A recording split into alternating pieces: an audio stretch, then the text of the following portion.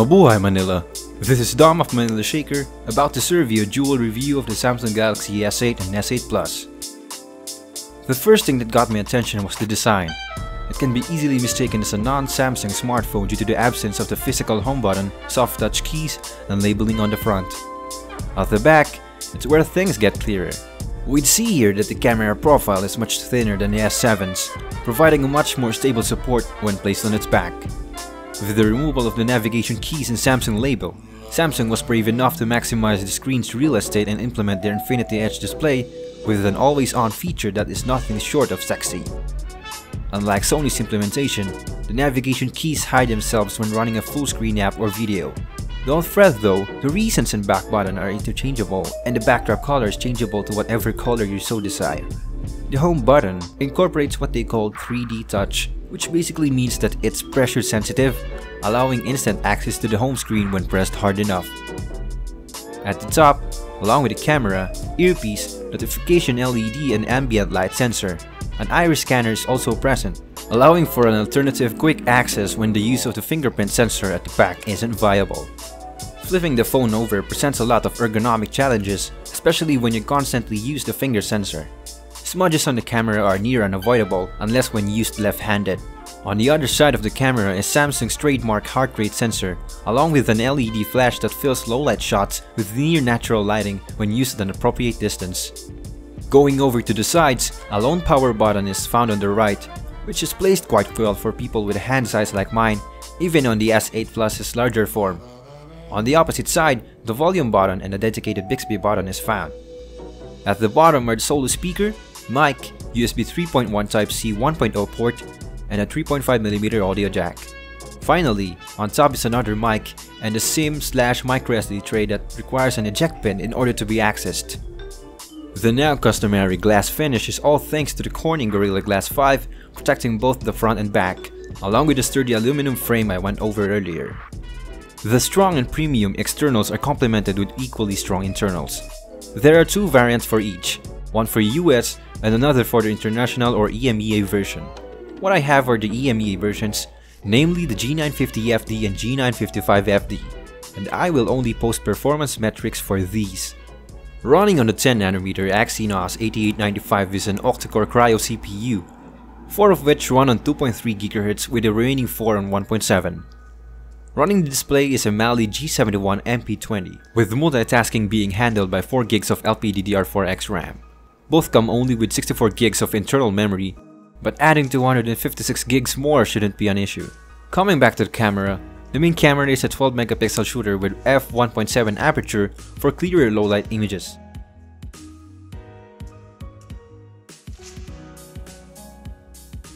It can shoot up to Ultra HD at 30fps with decent on-the-fly stabilization. The front 8MP camera is no slouch either, as it also has OIS and can capture video up to QHD resolution. The in-house camera app is more than enough for your daily needs and lunches in a second. There's also an option for accessing it without having to touch the screen by just pressing the power button twice in quick succession. The volume key can be used for some functions that users may so desire, and voice control is available. A number of user-favorite functions are available too, such as panorama, selective focus, and slow motion. Adaptive fast charging and wireless charging are also available out of the box, since the accessories for the latter to quickly fill up the 3000 mAh Li-ion battery. With the introduction of Nougat, Samsung shaped its new TouchWiz UI around it, effectively removing the need for an app drawer that is replaced by a quick swipe up or down on the home screen. Although, I somehow wished that they instead made the swipe down as a way to quickly access the notification panel, instead of assigning it to a gesture for the finger sensor. With the S5 Prime as the last Samsung phone that I used before this, I was quite surprised with the absence of bloatware and a cluttered 2-page home screen filled with widgets. Props to Samsung for that.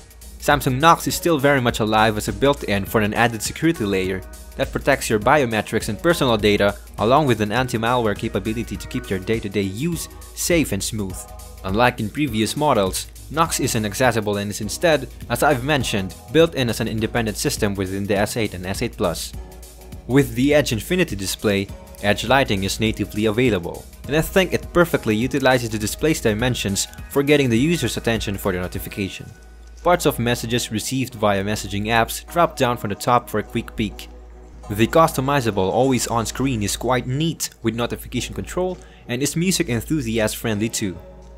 Regarding Bixby, I don't use it so much because I'm not a fan of virtual assistants. Also, it reminded me of Google Now. They may be structured the same, but Bixby offers a bit more, like Bixby Vision. It basically is a reverse image search that uses recognition and tags to find similar images on the internet. For benchmarks, the following tools were used: Antutu, 3D Mark, Geekbench 4 and PC Mark Org 2.0. I really don't play mobile games a lot except for Everwing, but all graphic-intensive games that I tried so far didn't even make the S8 or S8 Plus budge one bit, even at their native WQHD Plus resolutions. The screen is really responsive, and with a 10-point multi-touch panel, fast typists will love this device. Even with support for 32-bit and 384 kHz audio, listening to music with just the mono speaker on the bottom is going to undermine that capability. The included AKG-tuned in-ears are pretty decent both inside and outside. The braiding until where the individual earphones separate are well done, and the in-ears as itself doesn't even look as a free inclusion with the phone. Sure, included Samsung earphones are usually good, but this has taken up a notch. Almost everything is leveled except for the mids, where it was slightly oversaturated for the first few listening tests. If any, it's actually the highs that are overpowering the rest when given a good listen to. The bass is tuned really well, allowing for responsive and not overbearing thumps. Comfortability is not even close to being an issue. I've used them for content creation, gaming, daily listening and practice, and it's really hard to find any fault. The phone's built-in mic is also good and responsive, but at most of the phone's mics, it suffers a lot where wind is abundant.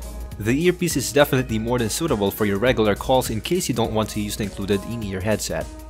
Truly enough, these were made for those who want the best of the best in a single package. No corners were cut, and its usability out of the box is definitely one of the best that I've had in years. An affiliation for a certain design may be subjective, but I really don't see why anyone would be turning down such a piece of beauty.